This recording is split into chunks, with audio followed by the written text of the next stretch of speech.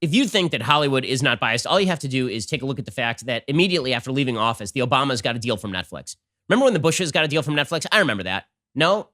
Remember when they did a really nice documentary about Laura Bush and the troubles she had to suffer? Or about George W. Bush and the situations he's had to suffer through? Remember all of that? Remember when they just threw contracts, just real contracts at Republicans leaving office? I remember that. No, I don't remember any of that. Instead, the Obamas leave office and immediately they're ingested into the Hollywood system. Because one thing you have to know about Hollywood, and I know Hollywood fairly well. I wrote a 400-page book on it, and I know tons of people at the top levels of the industry, not to drop any names because I won't, because then they would be unemployed tomorrow if people knew that they knew me. Seriously, I've met with like top members of Hollywood, people whose names you would know. I meet with them like off the books at local restaurants back when that was allowed, wearing like sunglasses and hats, because no one must ever know that conservatives exist in Hollywood. This must remain a massive secret. Well, if you don't believe that, Netflix is about to drop a documentary about the former First Lady, Michelle Obama. And it's produced by Barack and Michelle Obama, which is not the most self-aggrandizing thing ever. It's maybe like the second most self-aggrandizing thing ever. How did that pitch meeting go exactly? Christian Toto from Hollywood in Toto points this out. How did that pitch meeting go? They're sitting around at Obama Productions, and they're like, what should we produce next? And the intern goes, how about a documentary about the Obamas? Everybody's like, that's a great idea. We love those guys. Becoming, which is directed by Nadia Halgren, will take viewers behind the scenes as Michelle Obama traveled to 34 cities on the tour for her book. It will be released on May 6th. This makes the second hagiography about a Democratic mainstay in the last 3 months. You had Hillary Clinton. They did this celebratory documentary about Hillary Clinton on Netflix. Then you had the Taylor Swift documentary, which wasn't about a Democratic mainstay, but it turned her into a political activist. We mocked the bleep out of that trailer because it was really a very silly trailer. Miss Americana, is that what it was called? And now they have a new one, Becoming. It's the latest film since the former president and his wife signed a landmark deal with the streaming service in 2018. The pair, who run Higher Ground Productions, were involved in Crip Camp, the Nicole Newnham and James LeBrecq-directed film about a summer camp for teens with disabilities. Their first film, American Factory, won the Best Documentary Feature Oscar because, of course, it had Obama's imprimatur on it. When I say that I know people in Hollywood, that was to say, I sort of lost my train of, that was to say that in Hollywood, not only are they biased, but for Hollywood, DC Democrats are celebrities. The way that it works in the rest of the United States is if you're in Hollywood, you're a celebrity. In Hollywood, the celebrities to people in Hollywood are people like the Obamas. Obama was, in fact, the first celebrity president. I've said this before, that Barack Obama is basically the weird, bizarro world, polar negative, polarized photo of Donald Trump. Donald Trump was a celebrity who became president. Barack Obama was a president who was a celebrity.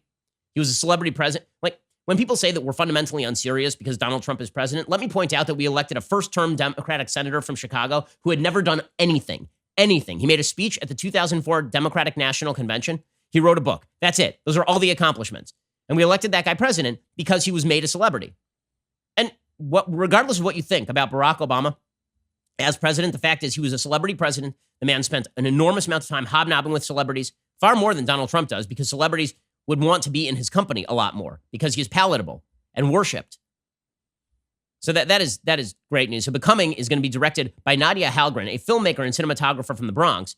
She's best known as the DP on Oscar-nominated and Sundance Grand Jury Prize-winning Trouble the Water and CNN's When We Rise, Michelle Obama's mission to educate girls around the world. Oh, so remember CNN also did a hagiographic documentary about Michelle Obama. By the way, the remaking of Michelle Obama is one of the most astonishing transformations in modern American political history. It really is incredible. In 2008, this was a lady who was going around saying that this is the first time she'd been proud of her country. Remember, she was really radical in 2008, like super radical. She was perceived as Hillary Clinton circa 1992 in 2008. Now she's Oprah Winfrey.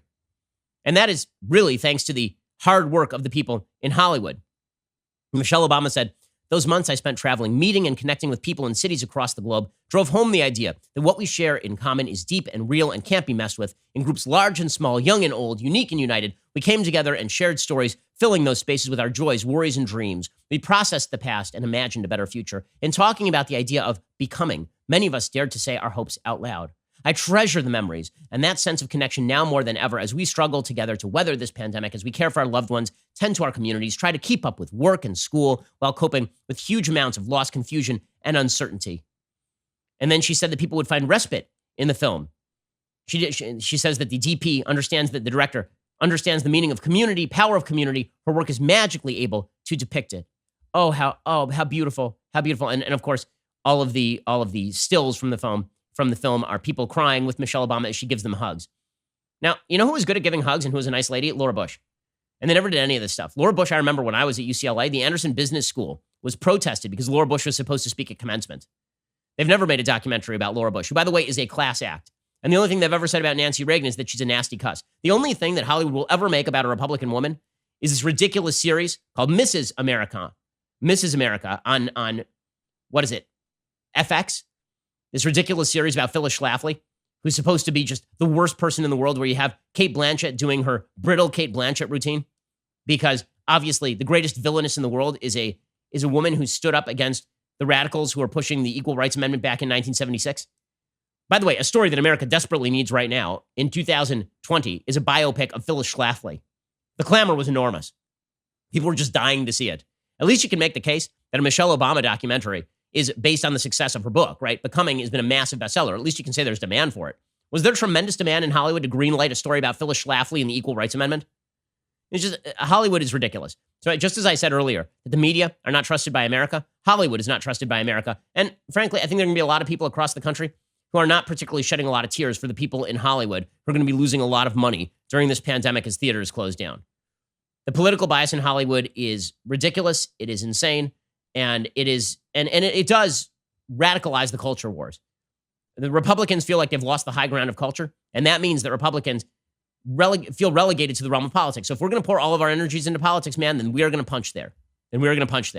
That is the basic philosophy of a lot of people on the right. It's why Trump is so popular, because he's a culture warrior, not really because he's a politician.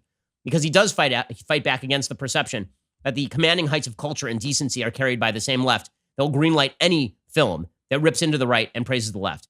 Facts don't care about your feelings, and it's a fact that The Ben Shapiro Show is the largest conservative podcast in the nation. Be sure to hit the subscribe button to stay up to date on all of our content.